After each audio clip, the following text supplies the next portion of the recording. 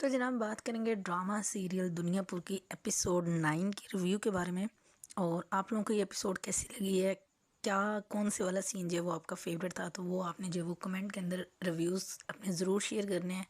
तो जनाब अगर बात करें ओवरऑल एपिसोड की, तो एपिसोड में बहुत कुछ था जो देखने को मिला और मज़े मज़े के सीन्स थे इसके अंदर। सबसे पहले जो बेहतरीन और अच्छा सीन जो था वो ये था कि इंस्पेक्टर फाइनली जो एसएचओ था वो अपनी फैमिली को लेके दुनियापुर में ही आ गया है। और जो कन्वर्सेशन उसके दरमियान और नौरोज़ आदम के दरमियान हुई, वो सुनने वाली थी और बड़ी ही ज़बरदस्त। मतलब अपनी गलती मान लेने में जब कोई हर्ज नहीं होता। और एसएचओ के लिए यही है कि देर आए दुरुस्त आए। और जैसे कि नौरोज़ आदम ने लास्ट एपिसोड में उसको बोला था कि भाई तुम कल के बच्चे और मेरी दुश्मनी के म्यार पे जो पूरा नहीं उतरते। तो फाइनली इंस्पेक्टर को भी जो है वो समझ आ गई है कि, और उसने उसको साफ साफ बोला कि मुझे पता है, मुझे मतलब मैं अब समझ गया हूँ कि तुम जेल में जब वो अपनी मर्ज़ी से हो। और मैं ये जो सलाखें हैं और ये ताले चाबियां हैं, मैं इनका तकल्लुफ़ भी जो है वो आज के बाद नहीं करूँगा। और बेहतरीन किस्म का आगे से नौरोज़ ने उसको जो है वो रिप्लाई किया और उसके बेटे को बड़ा प्यार किया और बड़ा ही उसने जो अपना बड़ापन शो किया। तो खुशी एक इस बात की भी है कि फाइनली एसएचओ जो है वो राइट साइड पे एसएचओ को अक्ल आई है, ये नहीं है कि वो रॉन्ग साइड पे जी किसी के हत्थे चढ़ गया हो। तो जो होता है जो हुआ अच्छा ही हुआ। अच्छा, मुझे कहीं लगता था कि शायद ये नवाब साहब कहीं पे ठीक हो जाए या कुछ मतलब होता, लेकिन इंतहाई कोई स्टूपिड बंदा है ये। और जिस तरह से इसने ज़बरदस्त कसाई को शूट किया, तो बिल्कुल भी ये जो है वो सीन देख के जो अच्छा नहीं लगा उसको, जब उसने सिरे से ही ख़त्म कर दिया। हालांकि अना जो है वो सिर्फ उससे बात कर रही थी, अभी निगोसिएशन कर रही थी, बट अब्बा ने बीच में आके ना सारी भंड मार दी। फिर जब वो सीन बड़ा ज़बरदस्त था कि जब अना बात कर रही थी, तो जब निम्रा आती है पूछने के लिए कि उसे अपनी अम्मा से मिलना है, और वो जो उसको रख के एक चपेट देता है और फिर जाके जूते पॉलिश करती है, तो जब अना गुजरती है तो उनके दरमियान जो बातचीत हुई वो भी बड़ी ज़बरदस्त थी। कि जब मतलब जो निम्रा होती है वो कहती है कि तुम्हारा बाप ऐसे और मेरी यही मकाम है, यही जगह है, वो सही कह रहा था। और मतलब तुम भी तो मजबूर हो। तो फिर अना ने बड़ा ज़बरदस्त जवाब दिया था कि एटलीस्ट मैं कोशिश कर रही हूँ और मुझे लगता है कि कोशिश करने से मैं कामयाब भी हो जाऊंगी, बट ऐसा नहीं है कि थप्पड़ खा कर जूते पॉलिश करूँ। अच्छा, सिर्फ इतनी सी बात होती है।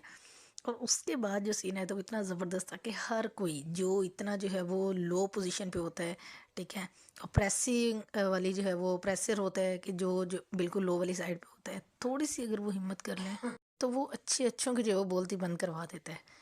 तो जैसे निम्रा को बुलाने के लिए वो दूसरी मैडम साहब आई थी, निम्रा ने रख के एक चमाड़ दी। बेहतरीन सीन था पूरी एपिसोड का वो, कि उसको लग समझ गया, और मुझे लग भी रहा था कि अब इसको ना पड़ जानी है, तो वही उसने हिम्मत की और उसको एक लगाई। और फिर उसने सही वाला उसको मतलब हिम्मत करके उसने उसको जवाब दिया। तो बट बाद में जो सीन आया कि उसको जो है वो नवाब साहब ने उसको जो फैंटी लगाई निम्रा को। अभी यहाँ पे जो है वो निम्रा को थोड़ी सी और अभी हिम्मत, जाहिर बात है इतनी बड़ी बात है कि उसने नाना की बात को जो है वो सोचा, और उसने अपनी जो थी मतलब साथ वाली उसको तो उसने सबक सिखाया। लेकिन जो है वो,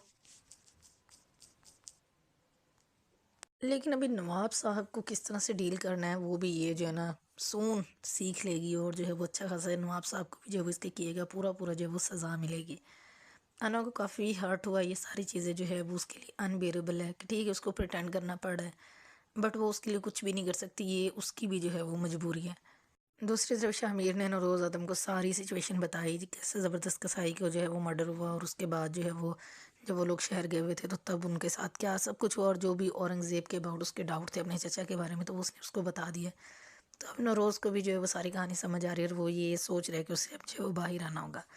इसके बाद जो इंटरेस्टिंग सीन था वो औरंगज़ेब का था कि जब वो उस आदमी के पास गया कि जिसके पास उसने उस बच्चे को रखवाया था, तो उस आदमी ने सही टिका टिका के जो है मतलब इंसान हो तो ऐसा हो कि जिसके कुछ रूल्स हो रेगुलेशन हो। यही चीज़ जो है इस ड्रामे की बड़ी मज़े की है कि जो वफ़ादार है वो फिर पूरा टाइम वफ़ादार है, फिर जिसने वफ़ादारी बदली वो सारी चीज़ें भी, मतलब हर चीज़ जिसके पास जो चीज़ है वो सॉलिड है।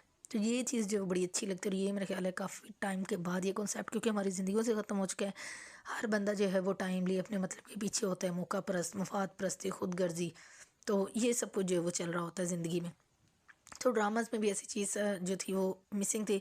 बट ये देख के ना ये थोड़ा मतलब खुशी होती है कि चलें जिसके पास जो है वो उसके मतलब सॉलिड है।